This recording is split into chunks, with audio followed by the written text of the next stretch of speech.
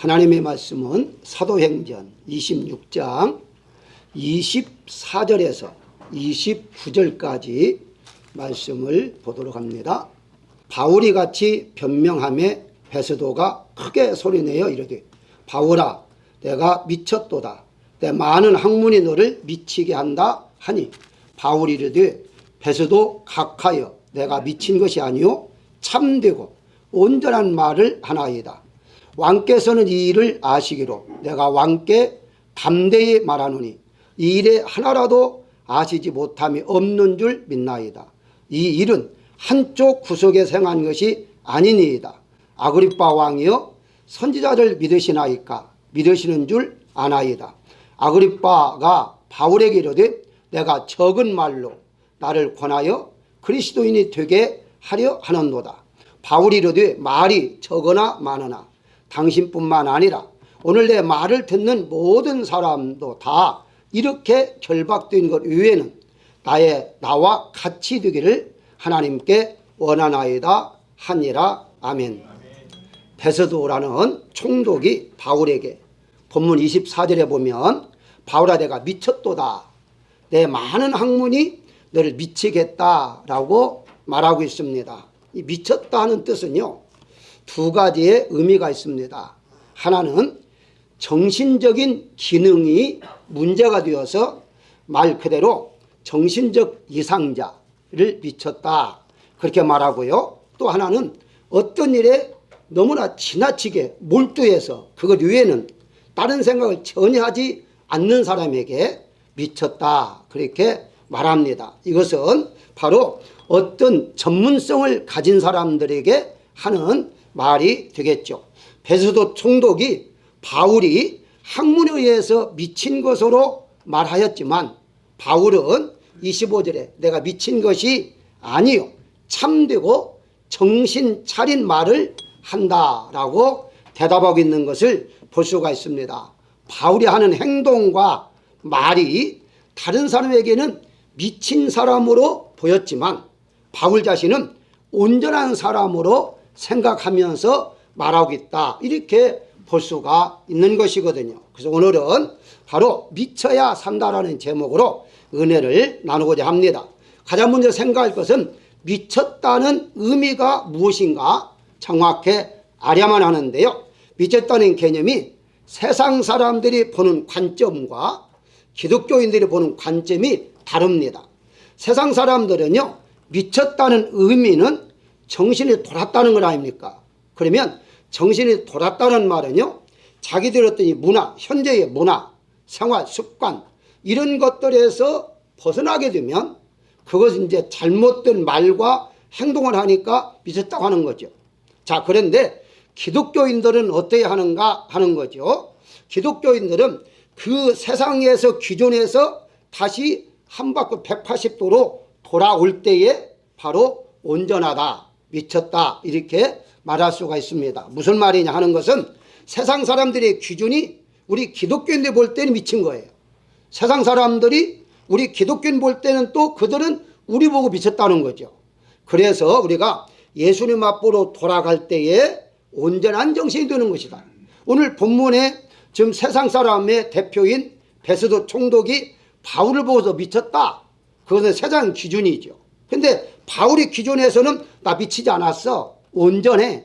라고 지금 말하고 있는 거죠. 한마디로 우리 기독교인들이 지금 살고 하는 모든 행위와 생활이 온전한 것이고 사실 따져보면 세상 사람들이 미친 생활을 하는 것인데 세상 사람은 반대로 우리가 기독교인들이 미친 생활을 하고 있다. 저들이 미쳤다. 오늘 주일날 왜 가서 돈도 안 나오고 밥도 안 나오는데 왜 가서 거기서 앉아가지고 그러고 있느냐? 이해가 안 되죠. 그래서 그들이 우리를 바라보는 눈은 미친 사람으로 볼 수밖에 없다는 것입니다. 바울이 경험한 것들을 그들이 도저히 이해할 수가 없기 때문이죠.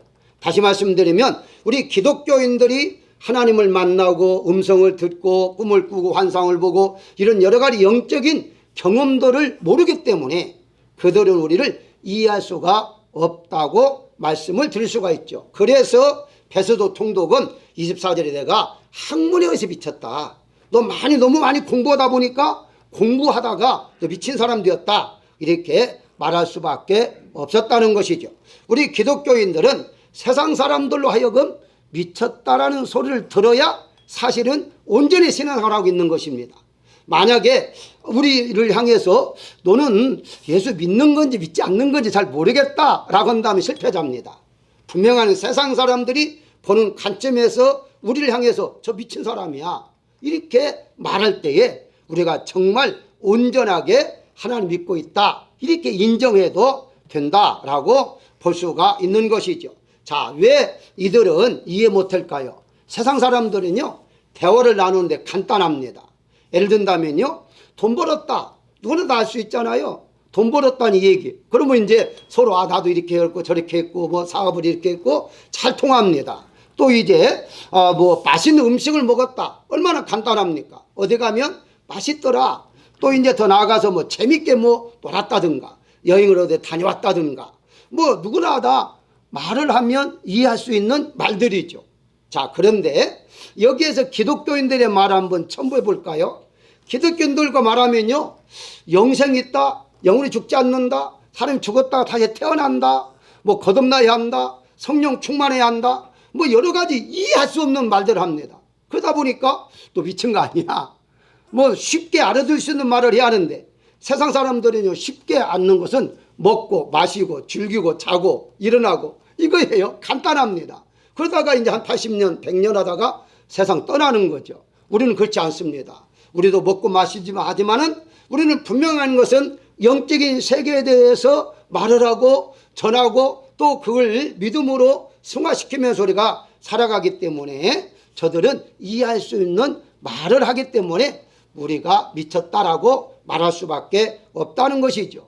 그래서 바울이 바로 29절에 이렇게 말합니다. 내가 결박받은 것 위에 나와 같이 되기를 원한다. 한마디로 여러분들도 바로 나같이 미쳤다는 소리를 듣기를 원한다라고 바울이 말하고 있는 것을 볼 수가 있습니다. 그렇습니다. 고린도후서 5장 13절에 보게 되면요 바울이 이런 말을 해요. 우리가 만일 미쳤어도 하나님을 위한 것이고 정신이 온전하여도 너희를 위한 것이다 라고 말을 해요. 다시 말씀드리면 예수님을 믿는 생활을 하다 보면 때는 미쳤다는 소리를 듣고 때는 저 사람이 온전한 사람이야, 뭐 저 사람이 이제 정말 잘 믿고 있어 이렇게 또 칭찬을 들을 수 있다는 거죠.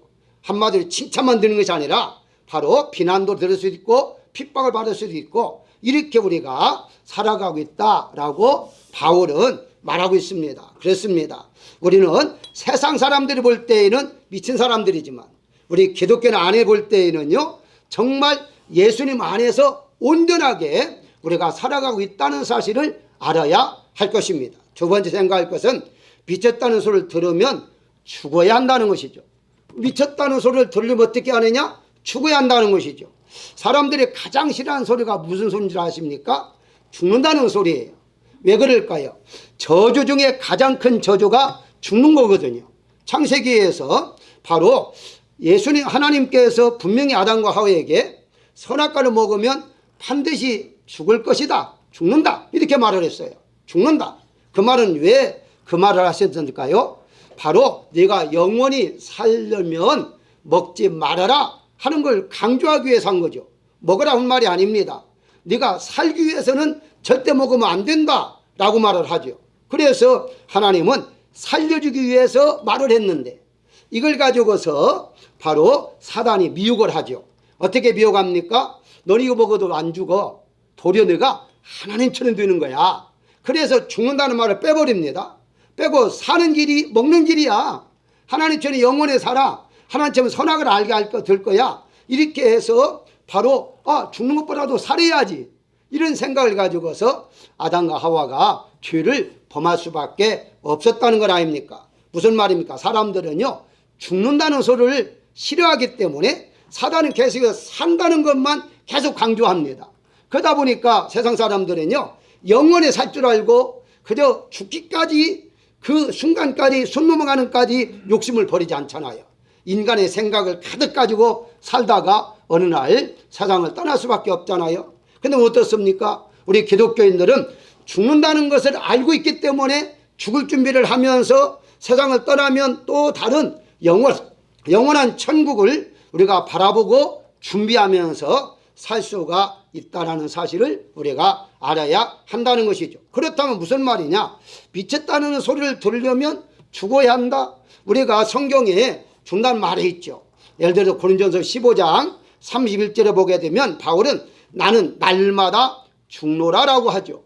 날마다 죽는다는 무슨 말입니까? 육신적인 생명을 죽는다는 말 아니죠. 육신 생명 하나밖에 없는데 날마다 어떻게 죽겠습니까? 그 말은 옛사람, 세상으로 살아가는 모습을 자기는 날마다 죽이면 산다, 이런 뜻이죠.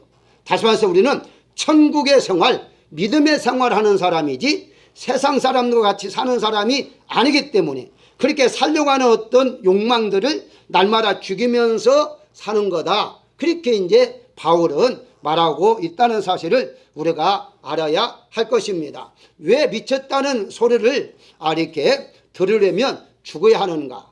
옛날에요, 한국에 처음 교회가 이제 세워질 때에는요, 미국 선교사들이 처음에 들어왔지 않습니까?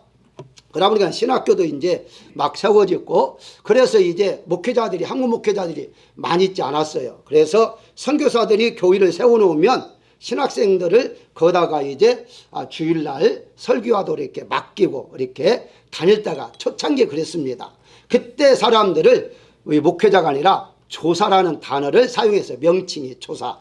그 다음에 이제 전도사 이렇게 됐거든요. 그래서 신학교를 다니는 사람을 조사라는 명칭을 가지고서 세워놓고서 또 선교사는 딴 데 가서 또 복음을 증거하고 교회를 세울 때에 어느 조사가 저녁에, 당시에는 뭐 전기도 없으니까 호롱불 여러분 알잖아요. 등잔불이라고 해서 뭐 촛불 같은 경우는요 부자만 사용했지 촛불을 아무나 사용하지 않았습니다. 그러다 보니까 이제 기름으로 타는 아주 뭐 그림이 막 이게 연기처럼 나는 그런 것을 켜놓고 살 때였어요. 이게 불빛이 약하니까 글씨로 잘 안 보였죠. 지금처럼 이 성경이 다 예배드리는 가지고 있을 때가 아닙니다. 초창기 때는요 성경이 없었어요. 그러다 보니 쪽봉이라 해서 요한복음 한 권, 마태복음 한 권, 이렇게 한 권씩 만들어 가지고 그걸 가지고 설교할 때였어요. 그러니까 교인들은 아예 성경이 없으니까 목회자가 하는 대로 이렇게 그대로 그냥 믿는, 뭐 확인도 할 수가 없으니까. 어떤 조사가 밤에 전회 예배를 드릴 때에 시편 23편을 이제 설교하기 위해서 이제 읽었습니다. 원래는 시편 23편에 보게 되면 여러분 잘 아는 대로 여호와는 나의 목자시니 내게 부족함이 없으리로다 라는 말이잖아요. 근데 이제 화나지 않고 이제 어둠컴컴 하니까 그 쪽보면 조금만 놓고서 읽는데 어떻게 읽었느냐? 여호와는 내 목 자르시니 내게 부족함이 없으리로다. 이렇게 읽고 보니까 예수 하나님께서 내 목을 자르시는구나. 그래도 좋다. 그래서 이제 설교를 열심히 했습니다. 여호와께서 내 목을 자라도 나는 부족함이 없이 감사하겠습니다. 그러니까 교인들도 성경이 없으니까 확인도 못하고 아멘, 내 목도 자르세요, 내 목도 자르세요. 그렇게 해서 은혜 받았다고 하지 않습니까? 요즘 만약에 그랬다면 큰일 나죠. 어쨌든 그런 시대에 많은 분들이 은혜 받았습니다. 지금은 모든 걸 다 가지고 있으니까 도리어 은혜가 없는 것 같아요. 당시에는요 어떻게 말을 해도요 부족함이 없다고 하면 그냥 아멘하고 그렇게 받아들일 때가 있었다는 것인데, 그 말은 무슨 말이냐? 그런 순교의 마음이 있었기 때문에 오늘날의 교회가 이만큼 성장할 수가 있었던 것이죠. 오늘날에 이제 죽으라 하면 다들 싫어하잖아요. 그런데 사실은 성경에 보게 되면 하나님 앞에 귀하게 쓰임받은 분들은요 다 미쳤다는 소리를 들은 사람들입니다. 예를 든다면요 홍수로 인해서 모든 사람이 죽을 것이라 말을 하면서 방주를 이렇게 건축했던 노아 어떻습니까? 노아가 방주를 만들 때에 사람들이 왜 방주 만드느냐, 배를 만드느냐 물을 거 아닙니까? 그러니까 이제 조금 있으면 하나님이 비를 내려 다 홍수가 나 죽을 것이다. 그러니까 방주에 들어와 살아야 한다. 이런 말 하니까 다 너 미쳤다. 이렇게 생각했을 것입니다. 자, 그런데 그런 소리를 듣기까지는 그 몇 명 안 되잖아요. 다른 사람이 와서 돕는 게 아니고 성경에 보게 되니까 식구끼리 그 큰 배를 만들었어요. 자, 그렇다면 그 배를 만들 때에 생명을 걸고 만들었지 그 지금처럼 뭐 도구가 좋은 것도 아니고 그 만든다는 게 보통이 아닙니다. 그래서 죽어야만이 바로 미쳤다는 소리를 듣는다 이렇게 볼 수가 있는 것이고요. 아브라함 어떻습니까? 100세 낳은 아들 이삭을 바로 모리아 산에 가서 바친다? 미친 거죠. 그 누구든지 할 때 그러니까 바로 제정신이 아니니까 어느 때는 하나님 주셨다고 했는데 이제 하나님 바치라 한다? 누가 그걸 믿겠어요? 그랬는데도 불구하고 행했다는 거. 그래서 미쳤다는 소리를 들을 수밖에 없었던 것이죠. 살아있는 신하는 소리를 들었던 애굽 바로 앞에 가서 모세는 어떻습니까? 바로 내 백성 내놓으라. 아니 하루 이틀도 아니고 400년 동안이나 살고 있었던 그 이제 애굽 백성들 종으로 부려서 많은 유익을 얻었던 그 왕에게 오늘날 가가지고 내 백성 내놓으라. 미친 거지요. 그런데 생명 걸지 않고서는요 어떤 그런 말을 할 수가 있겠습니까? 그래서 죽음을 각오하고 일을 할 때에 바로 다른 사람들에게 미쳤다는 소리를 들을 수밖에 없었다는 것입니다. 예수님은 어떻습니까? 요한복음 10장 21절에 보게 되면요 많은 사람이 말하되 저가 귀신 들려 미쳤거늘 이라고 말을 해요. 그러니까 예수님이 귀신 들려고 미쳤다는 거예요. 왜냐? 헛소리 하니까. 그들에게는 헛소리였어요. 천국이 있다, 뭐 죽어야 산다, 뭐 나를 따라오라. 아니 전혀 듣지 못한 말을 하니까 미쳤다는 소리를 할 수밖에 없었다는 것입니다. 그래서 심지어 마가복음 3장 21절에 보게 되면요 가족들이 하루는요 예수님을 잡으러 왔어요. 왜냐하면 거기에 보겠습니까? 미친 줄 알고 예수님 미친 줄 알고 예수님을 붙들러 왔다라고 성경 말하고 있어요. 그러니까 사람들이 예수 미쳤다고 돌아다닌다 하니까 가족들이 와가지고 미쳤다는 예수를 잡아가기 위해서 붙들러까지 올 정도로 그렇게 소문이 예수님 미쳤다는 소리를 들었다는 거예요. 사랑하는 여러분, 우리가 정말 세상 사람들로 하여금 미쳤다는 소리를 듣는 것이 실질적으로 예수님을 잘 믿고 있다 이렇게 생각하시기를 바라고요. 세 번째 생각할 것은 미치려면 온전히 미치한다는 거예요. 미치는 것도요 그냥 미치면 안 돼요. 온전히 미치하는데 사도행전 16장 9절에 보게 되면 밤에 환상이 바울에게 보입니다. 환상을 본 후에 바울은요 마게도나 떠나요. 마게도나 하나의 나라라고 한다면 그 나라에 속했는 게가 빌립보라는 도시가 있어요. 그래서 마게도나를 향해서 가서 이제 빌립보라는 그 동네에 도시에 이르렀을 때에 누디아를 만나겠고요. 그 집에서 이제 교회를 개척하기 시작합니다. 그런데 어느 날 기도하는 곳을 가다가 귀신 들린 여종을 만나요. 그리고 여종을 만나는데 그 여종이 계속해서 바울을 쫓아오면서 구원의 길을 하나님의 종으로서 구원의 길을 너에게 전하는 사람이라 하고 계속 알려주고 있는 거예요. 그러니까 다른 사람이 말하지 않고 지금 귀신 들린 여종이 계속 따라다니면서 이분은 하나님의 종이에요. 구원의 길을 여러분들이 알려주는 분입니다. 도리어 지금 바울이 그런 분이라는 것을 알려주고 있는 거예요. 그런데 그게 엄청난 효과가 있었습니다. 왜냐하면요 이 여종은 귀신 들려 점치는 자라고 했습니다. 점을 잘 쳤어요. 그러니까 사람들이 정말 저렇게 잘 맞추는구나. 그러니까 바울을 더 믿을 수밖에 없었다 이렇게 볼 수가 있죠. 그런데 한두 번이 아니고 성경에 보니까 여러 날을 반복해서 바울이 괴로웠다고 그랬어요. 계속 쫓아다니면서 말하니까 괴로워가 어느 날에 한마디 말합니다. 귀신아 나오라. 그래가지고 귀신이 그 자리에서 나오게 됐어요.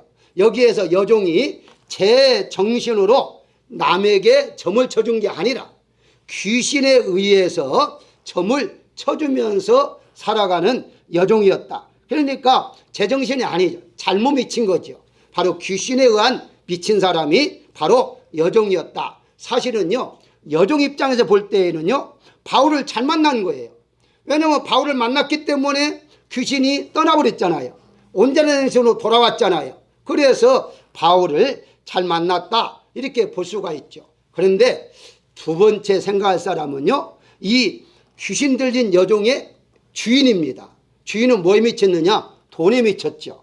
왜 돈에 미쳤느냐? 여종이 바로 이렇게 귀신이 떠나고 더 이상 점을 못 치니까 성경에 보니 어떻게 말하느냐면 사도행전 16장 19절에 바울과 실라를 잡아 관원들에게 끌고 갔다라고 말하고 있습니다. 왜 그랬느냐라고 했을 때에 이익의 소망이 끊어진 것을 알고라고 그래요. 이익의 소망. 무슨 말이죠? 이 여종을 통해서 점을 잘 치니까 사람들이 점치러 와가지고 복채를 주어서 돈을 많이 벌고 있었어요. 그게 주님 입장에서는요, 여종이 괴로워서 여러분들 성령을 받으니까, 성령도 영이잖아요. 성령을 받으니까 성령 충만하면 기쁨이죠. 귀신 들린 사람 여러분 한번 보셨습니까? 굉장히 괴로워합니다. 귀신 들린 사람은 편하게 살질 않아요. 왜? 귀신이 시키는 대로 해야 하니까. 성경에 나오잖아요. 어떤 때는 불로도 들어가기도 하고, 어떤 때는 물도 들어가기도 하고, 또 막 괴로우니까 막 토하기도 하고. 귀신은요 엄청나게 괴롭게 해요. 그러니까 단지 귀신이 점잖게 들어와 가지고 점만 친 게 아니라 이 여종을 엄청나게 괴롭게 하는 거예요. 그게 인간적으로 볼 때에는 불쌍하죠. 그러나 주인이 볼 때에는요, 돈 버는 기계로 봤죠. 하나의 인격체로 본 것이 아니라 너는 나에게 돈 벌어주는 기계야. 하나의 상품이야. 그런데 어느 날 돈을 못 벌으니까 기분이 상한 것이죠. 한마디로 돈의 노예가 되었다는 것이거든요. 이걸 잘하는 말씀이 마태복음 6장 24절에 보게 되면요, 하나님과 재물을 겸하여 섬길 수 없다라는 말씀이 있습니다. 여기 잘 보시면요, 하나님과 재물을 겸하여라는 재물을 말할 때에 만몬이라고 단어를 사용해요. 이 만몬이야라는 헬라어에서 만몬이라는 영어 단어가 나왔는데요, 바로 만몬이 뭐냐요? 만몬신. 쉽게 설명하면요, 돈귀신이에요. 돈귀신.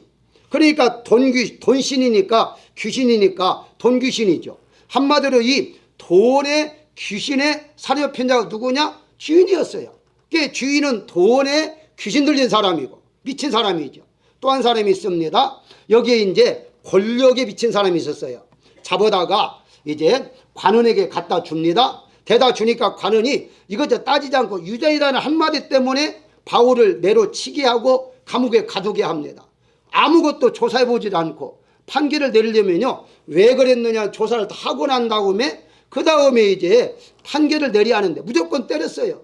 그 나중에 그것 때문에 이제 그 시민권 가진 자를 이렇게 때렸냐, 그래서 문제가 생기긴 했습니다만은 어쨌든 이 사람은요, 권력 자기의 신만 믿고 뭐 내 맘대로 하겠다는 거죠. 너는 유대인이야. 유대인은 무조건 잘못됐어. 그러니까 로마 사람이 유대인을 무시할 때이기 때문에 그냥 감옥에 매를 때려서 이렇게 넣었다라고 성경은 말하고 있죠. 매로 치라라는 말씀이 분명히 성경에 나오고 있어. 많이 맞았다는 얘기거든요. 한두 대 맞아가지고 매로 때리라는 말이 없죠. 옛날에 우리 한국 같으면 곤장 50대, 뭐 곤장 80대 이런 식으로 그렇게 때려서 감옥에 가두게 되는 것이죠. 자, 여기에서요, 4명의 사람이 나와요. 여종과 주인과 권력자. 바울도 미쳤죠. 그렇잖아요. 바울은 어떻게 미쳤습니까? 성령의 충만함을 통해서 미쳤다는 소리를 들었잖아요. 이 4명 중에 온전하게 미친 사람은 바울밖에 없어요. 다른 사람은 다 잘못 미쳤다는 거예요.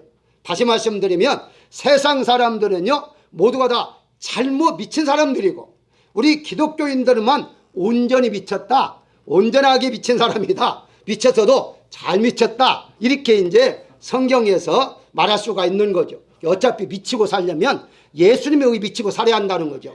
성령에 의해서 미치고 살면 온전히 미친 거예요. 근데 세상 사람들은 그걸 모르잖아요. 그러니까 돈에 미치고 권력에 미치고 뭐 이제 여러 가지 미쳐가지고 요즘은 약물에 얼마나 많이 미치고 살아갑니까?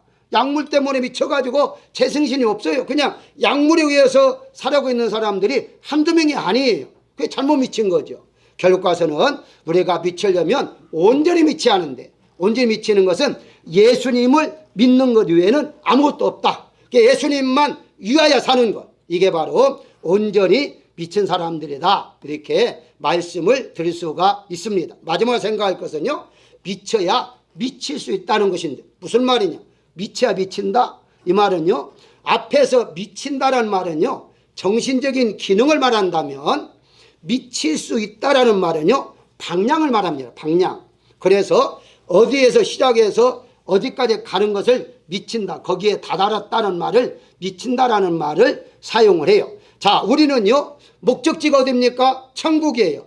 천국에 도달할 때 천국에 미칠 때까지, 우리가 천국에 갈 때까지 말합니다. 천국 문 앞에까지 다다를 때에, 그 미칠 때에 어떻게 하냐, 미쳐야만이 거기에 미칠 수 있다는 사실이에요. 사랑하는 여러분들, 우리가 예수에 미치지 아니하면요 천국에 미칠 수가 없다는 것입니다. 다시 말씀드리면 천국에 들어갈 수가 없어요.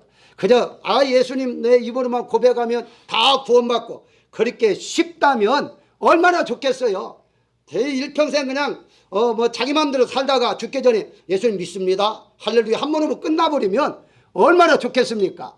그렇게 하나님 호락호락하지 않아요.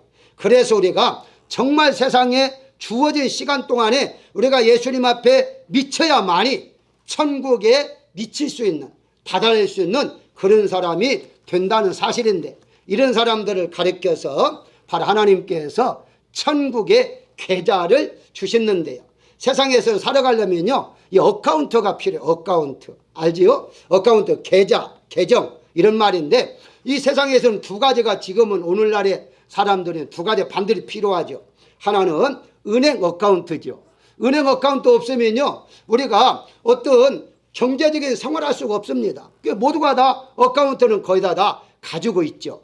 또 하나가 어떻습니까? 인터넷을 통한 어카운트가 필요하죠. 거기에서 이제 뭐 여러 가지 이제 한두 가지가 아니고 여러 가지 있지 않습니까?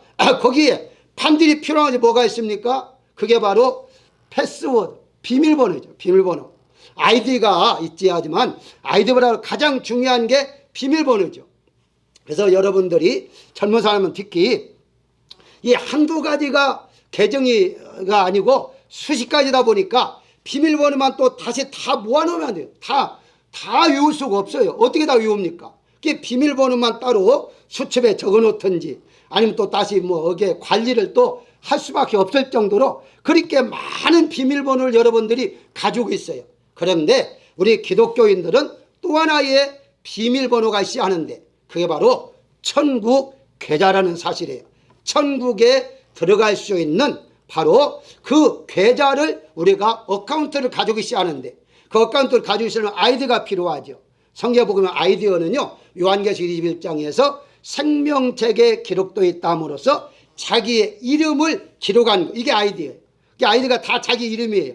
그런데 각자마다 비밀번호가 있죠. 비밀번호. 이 비밀번호는 자기만 아는 거죠. 성경이 어떻게 말합니까? 바로 성경에 보게 되면요 디모데전서 3장 9절에는요 믿음의 비밀을 가진 자, 믿음의 비밀이라고 말을 해요. 그 다음에 에베소 3장 4절에는 그리스도의 비밀이라고 말을 해요.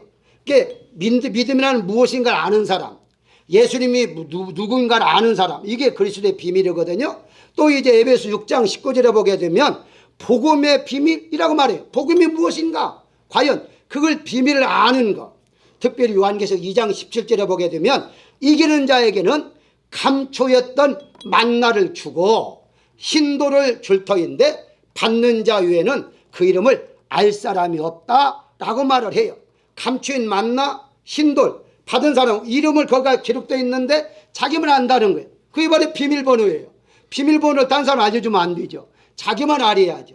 그 말은 다른 말하면 구원의 확신을 갖지 아니하고서는 우리가 천국의 열쇠를 열 수가 없다는 거예요. 천국의 문을 여는 것은요 믿음의 확신, 그게 바로 예수님이요, 그게 바로 십자가요, 바로 우리가 예수님 믿는 믿음이 아니고서는 천국에 들어갈 수가 없다는 사실을 우리가 알아야 할 것입니다. 이것을 알았기 때문에 바울은 여기 이제 26장 1절에서 보게 되면요 자기가 예수에 미쳤는가에 대해 설명을 해요.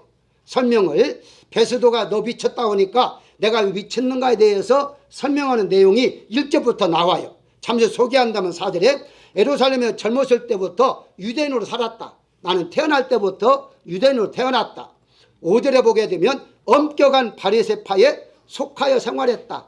바리새파 그 종교에 의해서 살았다는 거예요. 더 나아가서 10절에 보게 되면 기독교인들 옥에 가두고 죽을 때까지 찬송표를 던졌다. 죽이는데 자기도 옳다 하고 이제 찬성했다는 거예요. 11절에 외국에까지 가서도 박해했다는 거예요. 외국에 도망간 사람을 쫓아가서까지 잡아왔다는 거예요. 12절에 그런데 다메섹으로 가다가 예수님을 만나고 음성을 듣고 보았다는 거예요. 그래서 내가 이런 사람이었지만 예수를 만난 다음에 내가 완전히 바꿔졌다. 나는 그때부터 예수에 대해서 미쳤다. 지금 그 말을 하고 있는 거예요. 그렇습니다. 우리가 세상에서 어떻게 살았든지 관계하지 않습니다. 우리가 예수님 믿는 순간부터는 모두가 다 예수님에 미쳐 살아야 할 것입니다. 세상에 아무리 성공했다 할지라도요, 세상의 성공은 끝나는 것입니다. 그것은 의미가 없습니다. 우리가 예수님에 미치지 아니한다면요, 영원한 천국으로 우리가 인도함을 받을 수 없기 때문에 바울이 말한 것처럼 예수님 만난 다음부터는 다른 걸 올 수도, 바로 예수님 믿는 것 외에는 다른 걸 하지 않았다고 그는 말하고 있습니다. 사랑하는 여러분들, 우리가 예수님 믿는다 하면서 얼마나 미쳐서 살고 있습니까? 얼마나 예수님 때문에 미칩니까? 우리가 조금만 아파도 예수님 유면할 때가 얼마나 많아요. 그런데 예수님 미쳐버리면요, 아무것도 안 보입니다. 예수님만 오직 볼 수밖에 없다는 사실을 우리가 알아야 할 것입니다. 결론적으로 말씀을 드리면, 존슨 흡기입스라는 대학교 여러분이 이미 잘 아시잖아요. 거기 의과대학 정신과 교수가 이제 그 카트너라는 교수인데요. 그 사람이 미국에서 성공한 기업가들 한번 연구한 것을 발표한 적이 있습니다. 이들이 어떻게 성공했을까라고 연구해 봤는데요. 기업가들 대부분이 90% 이상이 10명 중 9명은 미쳐 있었다라고 결론을 내렸습니다. 다시 말씀드리면 그 분야에서 미쳐서 성공했다는 거예요. 그러니까 세상에서도요, 자기 어떤 분야에 미치지 않으면요, 성공 못해요. 그 분야에서 어떤 분야든지, 운동은 운동, 예술은 예술, 미쳐만 돼요. 여러분, 미치면 어떻습니까? 미치면 다른 건 전혀 생각나지 않고요, 오직 그것만 생각나잖아요. 그렇게 했을 때에 성공할 수가 있었던 거죠. 그런데 미쳐야 성공한다라는 책을 쓴 사람이 이런 말을 해요. 어떤 말을 하느냐면, 세상에서 성공을 하려면 1년만 미치라는 거예요. 1년만 미쳐도 세상에 성공한다는 거예요. 다시 말씀드리면, 왜 성공 못하느냐? 미치지 않았기 때문에 하는 거예요. 어떤 일을 할 때에 1년만 오직 그것만 파고 그것만 연구하고 그것만 하면 성공할 수 있다는 거예요. 자, 그런데 우리가 영원히 산다고 생각할 때에 우리는 영원히 살잖아요. 영원히 살려면 우리가 어느 정도 미치 않느냐? 이 세상에 사는 동안 우리가 미쳐야만이 영원히 살 수가 있다는 거예요. 다시 말씀드리면, 영생은 거저받는 게 아니라 예수님에 의하여 미칠 때에 바로 우리는 영원한 천국으로 인도함을 받을 수가 있다는 것입니다. 그렇기 때문에 여러분들 어떤 경우라도 오늘 본문의 25절에 내가 미친 것이 아니라 온전한 말을 하는 사람이다 라고 말하고, 고린도후서 5장 13절에서 우리가 만약에 미쳤어도 하나님 위한 것이다 라고 말하는 것처럼, 우리는 어떤 경우를 할지라도 입을 열 때마다 예수님의 이름이 나와야 할 것입니다. 그 이후에 우리가 이 세상에서 바라볼 것은 아무것도 없습니다. 세상은 지나갑니다. 그리고 썩어지는 것이고 언젠가 오는 세상을 떠날 것입니다. 떠나기 전까지 우리가 예수님이 미쳐 있을 때에 바로 천국에서 예수님 만남으로 기쁨과 즐거움에 영원한 영생을 누리며 살아갈 수가 있을 것입니다. 사랑하는 여러분들, 우리 모두 예수님에 의해서 미쳐 사는 사람들이 되시기를 주의 이름으로 축원합니다.